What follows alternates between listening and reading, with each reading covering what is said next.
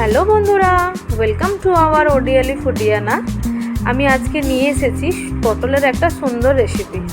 অনুষ্ঠান বাড়ির মতো আপনারা ঘরোয়া পদ্ধতিতে কিভাবে বানিয়ে নেবেন পটল চিংড়ি।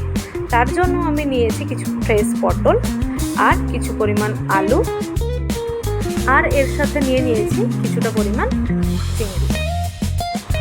এরপর এই চিংড়িগুলোকে সুন্দর করে ধুয়ে নিয়ে এর মধ্যে দিয়ে দেবো পরিমাণ মতো কিছু পরিমাণ লবণ আর অল্প একটু হলুদ গুঁড়ো। তারপরে এটাকে সুন্দর করে মাখিয়ে নেব যতক্ষণ পর্যন্ত না চিংড়িটা সম্পূর্ণভাবে হলুদ আর নুনের সাথে মাখানো হয়। তারপরে এটাকে কিছুটা পরিমাণ সময়ের জন্য রেখে দেব। এবার আমি একটা গরম কড়ার মধ্যে কিছু পরিমাণ তেল নিয়ে সেটা হালকা গরম হবার পরে কুচিয়ে রাখা পটল আর আলুটা ওই তেলের মধ্যে দিয়ে এটাকে হালকা করে নাড়িয়ে নেব। একটু ভাজা ভাজা হয়ে আসলে এর মধ্যে দিয়ে দেবো কিছুটা হলুদ আর লবণ। এরপরে এটাকে সুন্দর করে হলুদ আর লবণের সাথে সুন্দর করে এটা মাখিয়ে নিয়ে যতক্ষণ না পর্যন্ত এটা হালকা লাল কালার হয়ে আসছে আমি ওই তেলের মধ্যে এটাকে নাড়িয়ে নেব। এরপরে এটা একটু ব্রাউন কালার হয়ে আসার পরে এটাকে আমি একটা পাত্রে তুলে রেখে দেবো। এরপরে দিয়ে দেবো ওই আগে থেকে মাখিয়ে রাখা চিংড়িগুলোকে ওই তেলের মধ্যে দিয়ে ভালো করে ওটাকে লাল হওয়া পর্যন্ত সুন্দর করে আমরা ওটাকে তেলের মধ্যে মাখিয়ে নেব। তারপরে চিংড়িটা একটু ভাজা ভাজা হয়ে আসলে গোল্ডেন ব্রাউন পর্যন্ত ওটাকে রেখে দিয়ে যেন দেখবেন, লক্ষ্য রাখবেন নিচে যাতে কোনোভাবে চিংড়িটা লেগে না যায়। এরপরে এটাকে একটা সুন্দর পাত্রের মধ্যে তুলে নেব।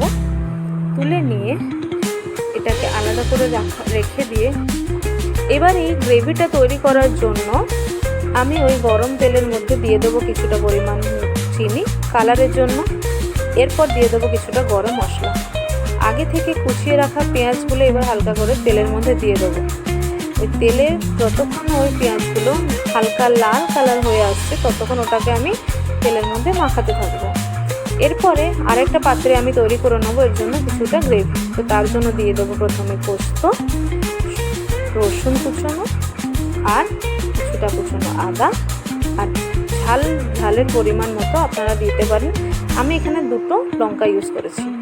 এরপর এটা সুন্দরভাবে মিহি করে পেস্ট করে নেবার পরে আমি ওই ভাজা ভাজা পেঁয়াজের ওপর ওই মশলাটা দিয়ে দেবো। এরপর আবার একটু মশলা তৈরি করার জন্য আমি নিয়ে নেব কিছুটা পরিমাণ টমেটোর পিউরি রেডি হয়ে গেলে আমি ওই তেলের মধ্যে আবার ওই পিউরিটাকে ঢেলে দেব। তারপরে ওই সম্পূর্ণ পিউরিটা আমি ভাজা ভাজা হয়ে মাখানো পেঁয়াজের সাথে ভাজা ভাজা করে ভেজে নেবার পরে কিছু ঘরোয়া মশলা, লঙ্কা গুঁড়ো, হলুদ গুঁড়ো, নুন ওই তেলের মধ্যে দিয়ে দেবো। এবারে আগে থেকে কুচিয়ে রাখা ওই নারকেল কুচনো থেকে দুধ বার করে নিয়ে ওই গ্রেভিটার মধ্যে দিয়ে দেবো। গ্রেভিটা থেকে তেল ছেড়ে আসা পর্যন্ত আমরা ওই গ্রেভিটা মাখাতে থাকবো।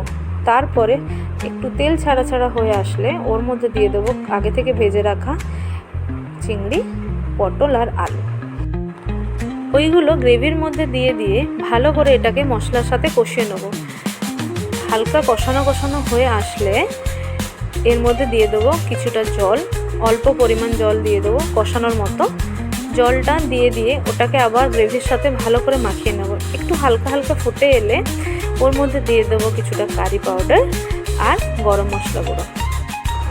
এই মশলাগুলোকে গ্রেভির সাথে সুন্দর করে মাখিয়ে নিয়ে কিছুক্ষণ নাড়াচাড়া করার পরে এটাকে মিডিয়াম আঁচে 2-3 মিনিট রেখে দেবেন। তারপরে একটু মাখা হয়ে আসলে আপনার পটল চিংড়ি রেডি। আমি এটাকে একটা সুন্দর পাত্রে সার্ভ করে নিলাম। আমার দুপুরের লাঞ্চ রেডি। তো আপনারাও এইভাবে ঘরোয়া পদ্ধতিতে অনুষ্ঠান বাড়ির মতো পটল চিংড়ি রেডি করতে নিতে পারেন। Thank you for visiting us. By.